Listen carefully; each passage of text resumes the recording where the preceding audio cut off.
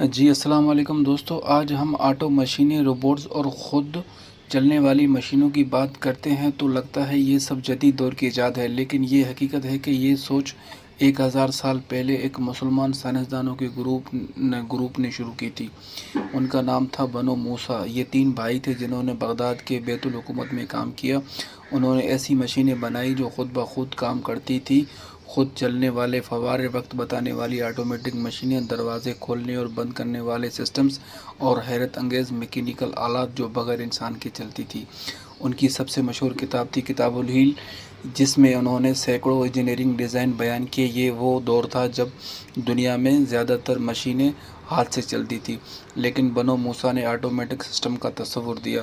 ان کے ڈیزائنز بعد میں یورپ میکینیکل انجینئر کی بنیاد بنی۔ سوچیں، ایک ایسا زمانہ جب کمپیوٹر اور روبوٹس کا تصور بھی نہیں تھا، تب یہ مسلمان انجینئر مشینوں کو خود سوچنے والا نظام بنا رہا تھا۔ اگر آج ہم آٹومیٹک دیکھتے ہیں تو اس کی ابتدائی جھلک ہمیں بنو موسیٰ کے کام میں ملتی ہے۔ اگر آپ ایسی مزید ویڈیوز دیکھنا چاہتے ہیں تو چینل کو لائک اور سبسکرائب ضرور کیجیے۔ السلام علیکم۔